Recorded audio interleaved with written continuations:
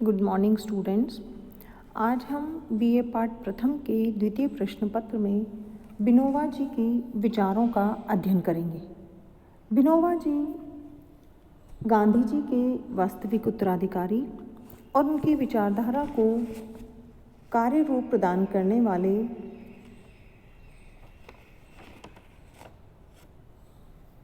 सर्वोदय कार्यक्रम को उन्होंने रचनात्मक एवं कार्यात्मक स्वरूप प्रदान करने का निर्णय लिया। उन्होंने गांधी जी के सर्वोदय एवं ट्रस्टीशिप दर्शन को मूर्त रूप प्रदान करने के लिए 5 अवधारणाओं पर बल दिया।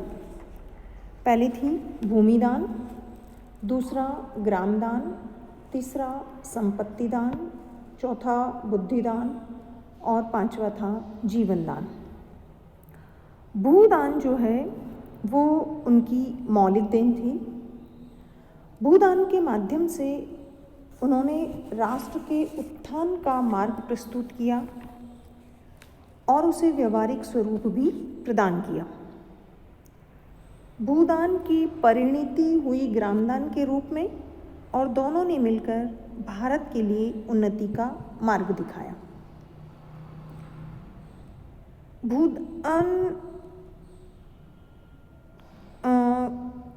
विनोबा जी के शब्दों में भूदान आंदोलन की यह एक विशेष बात है कि इसमें से ग्रामदान प्रारंभ हुआ। भूदान आंदोलन का पहला कदम था। गांव में कोई भी भूमिहीन न रहे और अंतिम चरण था गांव में कोई भी भूमि मालिक न रहे, अर्थात ये उनके इस भूदान आंदोलन का उद्देश्य था। अब भूदान जो से तात्पर्य है, भूदान का अर्थ है भू मतलब भूमि अर्थात कृषि भूमि, और दान का अर्थ है स्वेच्छा से अपने अधिकार को किसी वस्तु या सेवा को दूसरे को सौंप देना। अर्थात दान तो एक स्वैच्छिक प्रक्रिया है जिसमें कोई दबाव या कोई कानून उसके अंतर्गत नहीं आता है। तो इसका तात्पर्य है भूदान का आशय है स्वेच्छा से भूमि का दान। यहाँ ये उल्लेखनीय है कि विनोबा जी ने पहले भूदान यज्ञ का आरंभ नहीं किया, अपितु पहले उन्हें भूमि दान में प्राप्त हुई और फिर उन्होंने इस भूदान यज्ञ का प्रारंभ किया।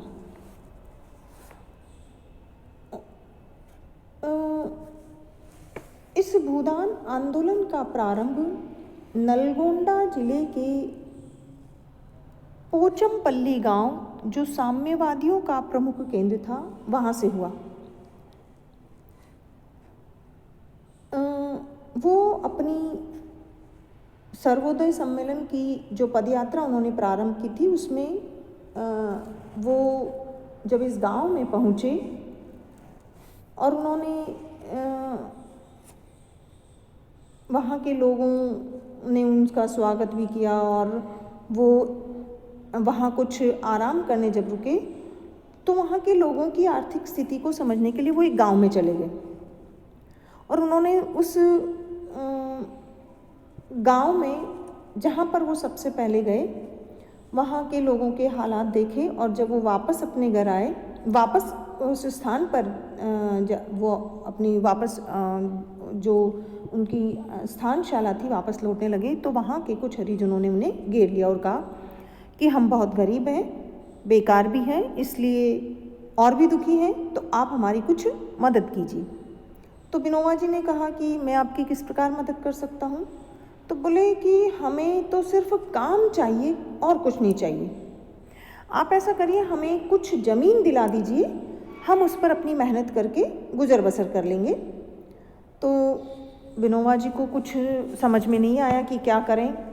उन्होंने कहा कि आपके गांव में मुझे तो अभी आए हुए थोड़ा सा समय हुआ है, मैं कुछ आप सब लोग शाला पे आ जाएं जहाँ वो रुके हुए थे, वहाँ पर बैठकर विचार करते सोचेंगे कि क्या करना, आपको ज़मीन कैसे मिलेगी। तो वहाँ के 40 परिवार जो विनोबा जी के पास आए उन्होंने कहा, फिर वापस उन्होंने वही कहा कि हम इस धरती माता की सेवा करेंगे और इस जो ये हमें देगी उससे हम अपना गुजर बसर कर लेंगे। कुछ विचार विमर्श करने के बाद में उनसे ये पूछा कि आप लोगों को कितनी भूमि की ज़रूरत है, कितनी ज़मीन की ज़रूरत है। बोले हम 40 घर के आदमी हैं तो हमारे लिए 80 एकड़ काफ़ी होगी, अर्थात एक परिवार के लिए 2 एकड़ काफ़ी होगी। उन्हें कुछ समझ में नहीं आया, फिर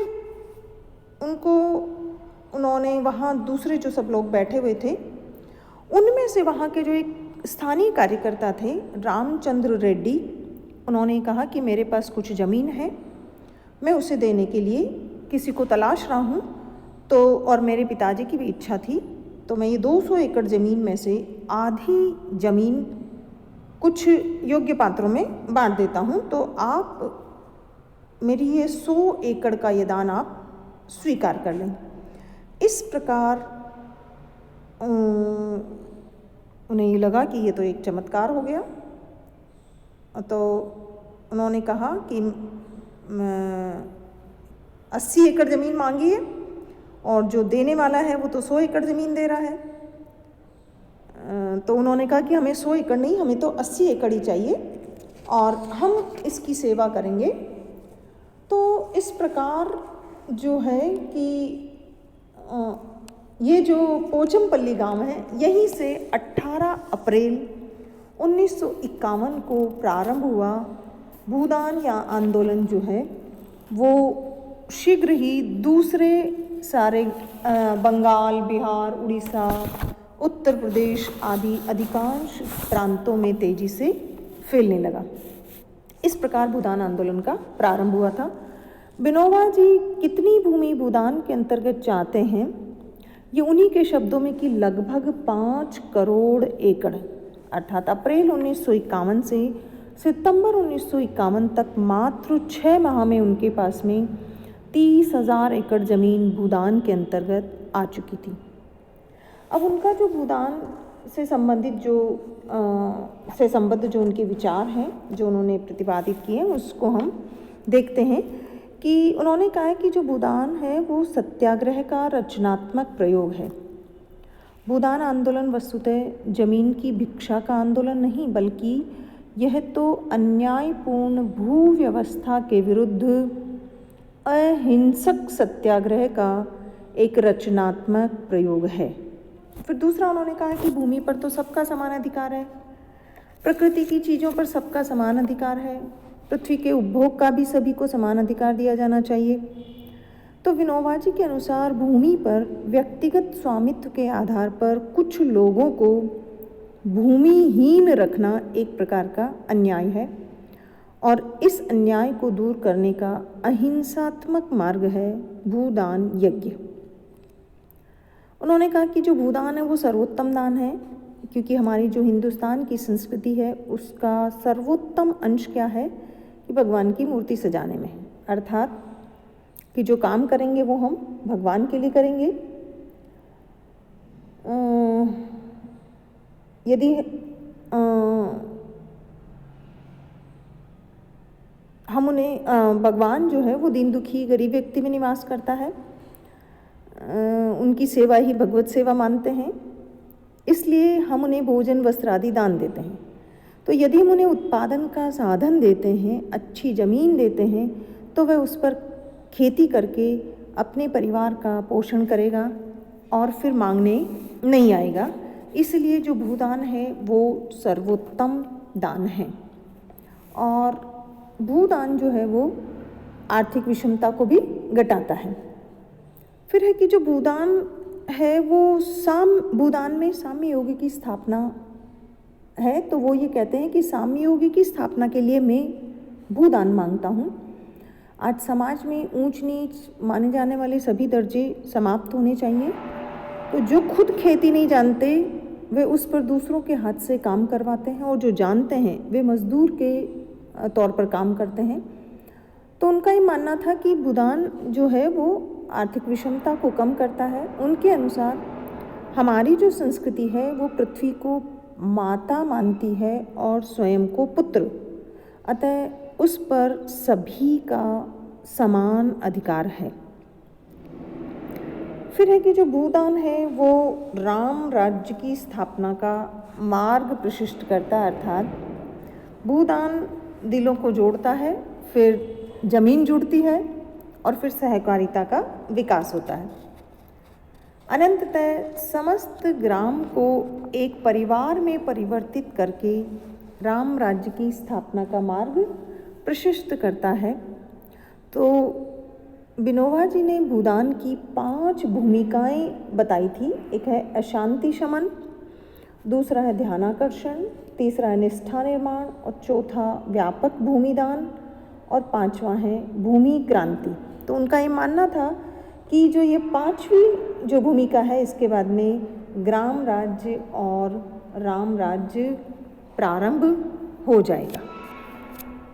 अब हम देखते हैं कि उन्होंने ग्रामदान के बारे में क्या कहा था। उनका ये मानना था कि जो ग्रामदान है वस्तुतः राम राज्य की प्राप्ति का मार्ग है। इसका प्रथम चरण है भूदान, जिसके अंतर्गत समाज में कोई भूमिहीन न रहे। तो ग्रामदान से उनका तात्पर्य था कि ग्रामदान भूमि के संपूर्ण मालकियत को गांव पर सौंप सेवा वृत्ति अपनाने का विचार है। ग्रामदान का प्रारंभ तो वस्तुतः भूदान से होता है। विनोबा जी ने स्वयं ये स्वीकार किया है कि यदि मैं सीधे ही ग्रामदान की बात करता तो वह बनने वाली नहीं थी। तो भूदान तो जो है वो भूदान में तो क्या है, करुणा समाविष्ट है और ग्रामदान में सहयोग व समता की एक कल्पना है। एटम हाइड्रोजन बम से भी ज़्यादा शक्ति ग्रामदान में है और ग्रामदान को वो वरदान मानते हैं। अब है कि जो ग्रामदान है उसकी क्या प्रक्रिया है। विनोबा जी सुलभ ग्रामदान योजना के अनुसार गांव के 75% भूस्वामी मिलकर 5% जमीन तो भूमिहीनों को देवें और शेष जो 95% स्वयं की खेती के लिए रख लें। अर्थात समस्त भूमि पर स्वामित्व तो ग्राम सभा का ही रहेगा और प्रत्येक ग्राम में ग्राम विकास कोष होगा, जिसमें प्रत्येक काश्तकार को अपने उत्पादन का, अपनी उपज का 30% या फिर अपनी आय का 40% देना होगा। और जिनके पास में ज़मीन नहीं है वो क्या करेंगे, वो इतना ही प्रतिशत शारीरिक श्रम के रूप में देंगे। अब इसके लिए ग्राम सभा की अनुमति के बिना जमीन न तो बेची जा सकेगी और न ही गिरवी रखी जा सकेगी। ग्रामदान के लिए आवश्यक है कि गांव की कुल जनसंख्या का 75% जो भाग है वो ये सब जो उपयुक्त सिद्धांत है उसको स्वीकार करे और उसमें कम से कम इतने ही भूमिपति शामिल हो कि गांव की कुल जमीन का 51% शामिल हो जाए। वे ग्रामदान के जो कुछ उद्देश्य हैं, विनोबा जी ने ग्रामदान की संकल्पना का प्रचार स्वयं गांव-गांव में जाकर किया। उन्होंने इसके लिए तो उन्होंने बंगाल, बिहार, उड़ीसा की भी पदयात्रा भी की। उन्होंने इसके 7 बुनियादी उद्देश्य बताए। सबसे पहला है गरीबी को मिटाना, दूसरा जमीन के मालिकों में प्रेम व स्नेह की भावना जागृत करना और इस प्रकार देश के नैतिक वातावरण को सुधारना। फिर तीसरा है कि वर्ग द्वेष जो है उसको दूर करके समाज में बंधुत्व व परस्पर सहायक बनने का भाव पैदा करना। फिर नेक्स्ट है कि यज्ञ, दान और तत्व ज्ञान पर आधारित जो हमारी भारतीय संस्कृति उसको पुनर्जीवित करके उसको मजबूत या बलवान बनाना। और इस सच्चे धर्म में मनुष्य की श्रद्धा को बढ़ाना। फिर है श्रम धर्म, अपरिग्रह, सहकारिता एवं स्वावलंबन पर आधारित नई समाज की रचना का निर्माण करना। देश के जितने सब राजनीतिक दल हैं उनको एक मंच पर मिलजुल करके काम करने का अवसर प्रदान करना और जो स्वार्थ और जो कटुता है उसको समाप्त करना। और सबसे अंत है विश्व शांति में मदद पहुंचाना। तो इस प्रकार उन्होंने इसके कुछ उद्देश्य निर्धारित किए, बताए और इस ग्रामदान के उन्होंने कुछ महत्वपूर्ण तथ्य भी बताए। इस ग्रामदान की अवधारणा और इसकी व्यापकता या इसके महत्व को हम निम्न बातों से समझ सकते हैं।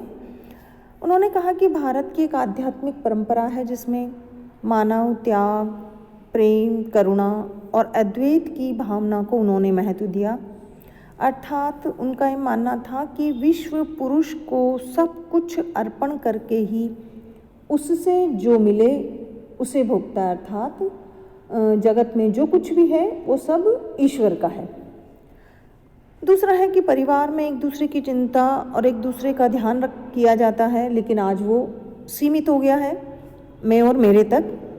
उसे वसुधैव कुटुंबकम तक ले जाना है और इसका मुख्य जो मार्ग है, मुख्य जो कदम है वो है ग्रामदान। फिर वो ये कहते हैं कि ग्रामदान का विकसित अर्थ है कि जिसके पास जो हो वह उसे ग्राम को समर्पित करे। धर्म वही है जो सब पर लागू होता है। जैसे सत्य धर्म है तो वह सब पर लागू होता है, करुणा धर्म है तो वह सब पर लागू होता है। तो उनका ये मानना था कि यह धर्मानुकूल सर्वस्व समर्पण का प्रतीक है ग्रामदान। उन्होंने बताया कि ग्रामदान जो है वो एक पूर्ण विचार है। ये एक जटिल प्रत्यय भी है जिसमें कई प्रकार की प्रतिमाओं का एक साथ अनुपम संगठन हुआ है। उनका यह भी मानना था कि ग्रामदान में विज्ञान का कल्याणकारी रूप ही समाहित है। विज्ञान, उनका एक कहना था कि विज्ञान मानव के लिए नहीं कि मानव विज्ञान के लिए, और जो मानवता है वो इस विज्ञान से श्रेष्ठ है। फिर कि जो ग्रामदान है वो धर्म, अर्थ, विज्ञान आदि से बहुत अधिक और प्रभावी संकल्पना है। ये एक विशिष्ट साम्य योग है जहाँ सभी सेवक हैं, कोई भी मालिक नहीं है। और ये सर्वोदय का मार्ग प्रशस्त करता है। यह आत्मनिर्भरता, समानता, सह अस्तित्व के साथ जुड़ा हुआ है। और अंत में उन्होंने कहा कि यह दुनिया से भय एवं हिंसा को समाप्त करके विश्व शांति का मार्ग प्रशस्त करने वाली संकल्पना है। धन्यवाद।